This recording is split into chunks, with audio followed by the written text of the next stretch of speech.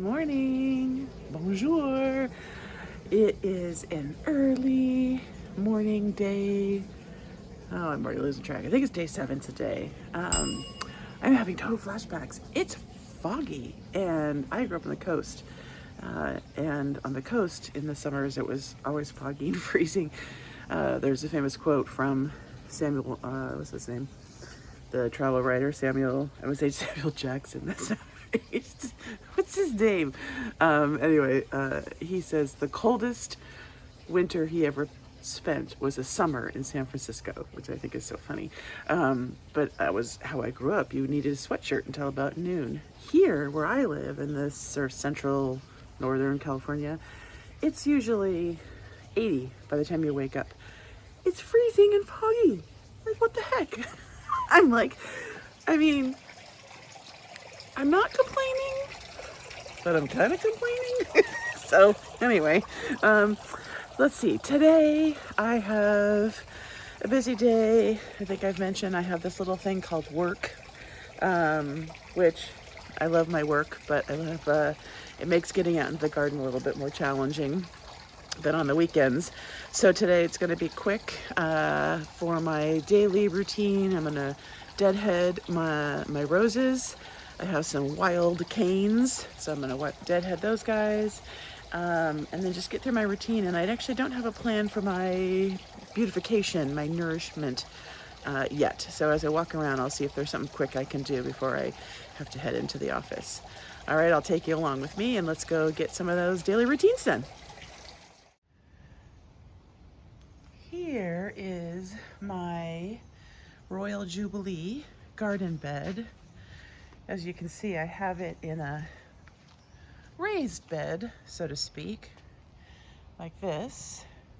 So they're a little bit taller, you know, than they would be if they were planted in the level ground. But, hello?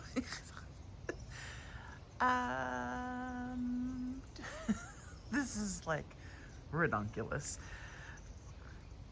This plant, I think I've said before, could be a small climber. I think it really wants to grow large. This is the happiest of the three. It gets the most sun. I have a salvia here that also does incredibly well. In fact, I really need to come in here and divide it, which will be a project for another day. But you know, they do happy, you know, they do great. They're happy, they're healthy in here, surprisingly. One of the things I did, one of my projects I did over, I don't know, over the last couple, half year or so, is I put these black rocks in here as mulch. I don't know if that is mulch or if it's just decor, but it's so pretty, I like it. So I'm gonna do more of it, I think, over in some other beds that are like that. The only thing I don't like about it is that the leaves get stuck in it. Oh, maybe that'll be my beautification project for today. I'll just get the blower out. Okay, but here's what it looks like before. I'm gonna take these way down. So unfortunately, like, even there's, you know, that set of 3 up there. I don't know if you can see it that well with the foggy background, sorry, but I'm gonna sacrifice that middle bloom because I just need to take all of these down and just give this a pruning for size. All right, I'll show you the after.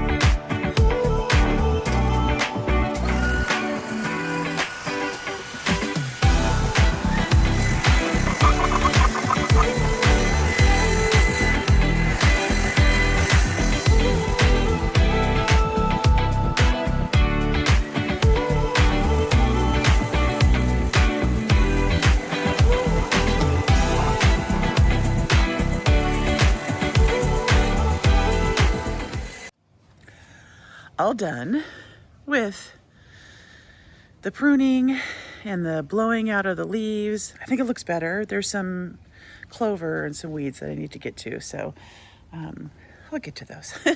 But I just did a quick, dead pruning for control, for size, and a little bit of deadheading at the same, because I'm doing the same thing at the same time. But it looks better. I mean, I still have some wild canes right here. You can see, but I didn't want to sacrifice those blooms. So as soon as those bloom, I can take it down, and I would take it down to about there. Right about here. So when those are ready, I'll trim those up. This dividing of this salvia, that's a project for another day. My husband can help me with it. This one I didn't really cut too much off of because it isn't as wild and unruly as the other one. And then this one had black spot. That's why there were so many dead leaves underneath it. It still has some. I pulled some off. Black spot, as it sounds like, has the leaves turn, spotty black. And brown, and they shrivel up and then they fall off. It's a fungal disease, and it is not one that we commonly deal with here. I was shocked to see it. Actually it's in my Eden in the front really bad as well. Let me turn the camera around. I actually don't know a lot about, roses specifically or diseases specifically. That's not really something that I've ever dealt with. But we had a really cool, wet spring, rain up and through June, which is such a surprise. And I'm wondering if that's why. And also our cool temperatures. Usually we're at around 17% humidity, and triple digits by now. And we don't have any of that. Or is it just something that happens and it's happening and I just can deal with it? Who knows? I mean, you can spray for it, but as you guys know, I do try to be more on the organic side. So I don't spray for these types of things. Generally, I try to control it through organic methods, doing pulling off the leaves. But if it gets bad enough, I'll bust it out. And from what I understand, the copper fungicide spray, the same spray you use for peach curl leaf disease to prevent it, which I have because I have a peach or nectarine. You can use that, or I think you can use not neem, maybe neem. I'll have to go and do some research. But if this doesn't clear up on its own with some dry heat, which, we should be getting pretty consistently now, at least in the 90s. So I'll just go from there. Okay, so pruning, deadheading done, beautification done. I'm going to go water and harvest and consider myself my daily routine done this morning. So I am going to sign off for day 7, and just I'd love to hear from any of you if you're doing the challenge along with Janie and myself and some of the others that I have put into comments that they're doing. I'd love to hear what you're doing. What are some of your ideas? I thought I'd run out of ideas, to be honest. 30 days, every day is a lot, but every day I find something I'm going to put that on the list and do. And what's really kind of cool about this, doing it this way, is that if you see something that gets done, that needs to get done, sometimes you think it's almost like a burden, I have to get this done. With this exercise or this challenge, you can put it on the list and say, I know I'm going to get to that. It's a small thing. I'll put that on the list for one of the days coming down, and you'll get to it. And it just feels so much more, I don't know, I feel like it's very freeing for me anyway. Okay. So I'm off. I'm going to go finish my chores. Or my daily routine. I hope you have a wonderful day. You get a chance to go enjoy your garden today. Please, as always, subscribe, give me some feedback. Means a lot to me if you do. Thank you so much, and have a great rest of your day. Bye.